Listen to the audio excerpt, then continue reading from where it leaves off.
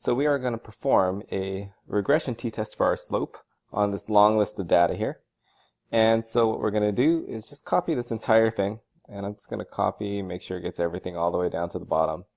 And I'll press Control-C to help copy it. If you have an Apple, I believe it's Command-C. And then on StatCrunch,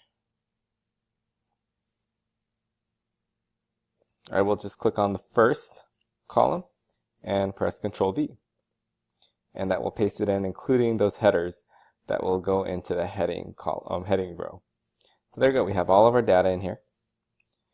And let's go see how we're going to answer this problem now. So the question itself we're looking at is we are going to see if it makes sense to test for a significant correlation between income and drawn nickel size. So we're just trying to see, is there a relationship between how much money someone makes and how big they think the size of a nickel is. Now this is in thousands of dollars, so just make sure you're aware of this. And basically, we'll just go through those steps. Our first step is always, okay, let's write our hypotheses. So as you saw in the example, in the write-up that I wrote, is that we're going to be talking about the slope to be talking about our the slope is going to be our hypotheses. And so the symbol that we've seen is that beta is the one we want to use. So in this case, we see that there's two of them that have beta. But remember, our null hypothesis is always that it equals to 0. So we'll choose this one for our hypotheses.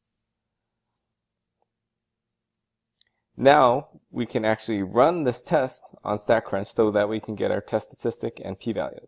Now, even though it's not asking for this, I'm going to talk a little bit about those other things that were discussed on the information about the linear regression t-test. So when we run this, again, it's under Stat, Regression, Simple Linear. And since we're using the income to predict how big they're going to draw a coin size, we'll choose that as our x and y. And we can ignore the intercept because remember, what's going to help us in determining if a relationship exists would be the slope. And right now, even though it says the word slope, that's like our beta is equal to 0. And again, our alternative is we're just seeing, is there a relationship? So we'll leave it at not equal to 0. Now, the other thing I wanted to point out was in the looking at the conditions, there's 3 plots that are going to be very useful to us that we want to be able to analyze. The first is the scatter plot, which on here is going to be listed as fitted line plot. Second is our histogram of residuals. And third is our residuals versus the x value, so what we call the residual plot. And once we got those all selected, we'll just do compute. So I'll hit compute here. And it gives us the output for regression. And so what we notice is we can actually answer the questions already. The key thing is we understand that it's the slope that we're interested in helping us to determine if a relationship exists. Because remember, a slope that's not equal to 0 means there's a relationship. So we're going to look at this row right here that's under the slope. So this is actually the slope that was found. And we find here's the test statistic, negative 1.095. And here's our p-value, 0.2771. So we can just copy this information in. I'll get my t-test statistic since it is a t-test. And then the p-value is the 0.2771.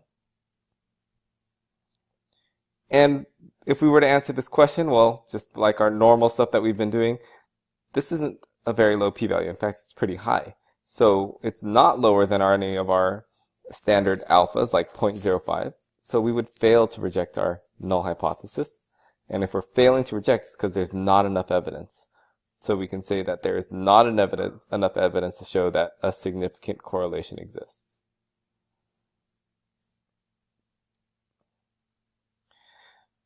Finally, it says the regression equation is y is equal to, or y hat is equal to, and so we can get that actually straight from here. So 2 places we can find it. Remember, it's our a plus bi, where our a is our intercept, so that's this value right here. And bx is going to be our slope b is right here. And so we can actually put that together. However, if you actually look, they actually wrote the full equation right here given to us already. So they have the a, the intercept. If you notice, it's the same number under the estimate. And then the estimate for our slope, this negative 0.0264, is the same number that's right here. So we can get it in either one of those places. However, you should be able to read it from the table in case I don't give you this part of it like on an exam. So let's get this values from the table. We have this is our y-intercept. And then it's plus this times x. Well, it's a negative, so I'll put it as a minus. And then we have this. So y hat is equal to our intercept plus our slope times x. So it says to predict the diameter a child would draw, a nickel given family income, it would be most appropriate to, and so basically this goes back to here. When are we going to use a regression equation is if we have significant evidence that a regression equation would be very useful to us. Well, right here we don't actually have enough evidence. We just said there's not enough evidence to show that a significant correlation exists. So we shouldn't really use the line. What's our best guess then if we don't have additional information from the other one is just the mean of our y values, which is what we're going to select here. There we go. So now let's actually talk about those other graphs that I selected on here, even though it's not part of the question. Because in order for us to actually perform this test and use the regression line, we need those 5 conditions to hold that we were talking about before. We need it to be linear, we need it to be independent, we need it to be have a normal distribution of residuals, equal variances, and random.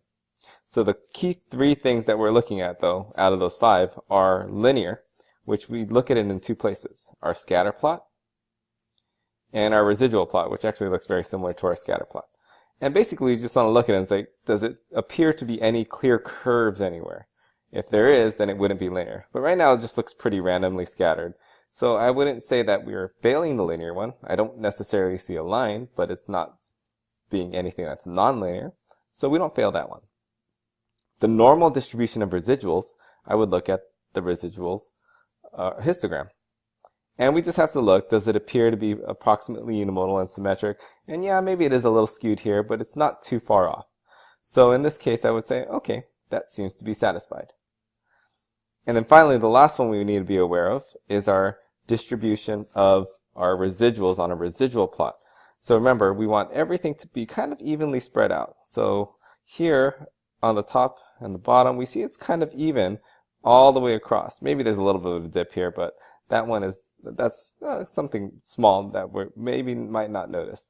So the key thing here again is that everything is kind of evenly scattered and we don't see anything kind of narrowing as we get to the right side.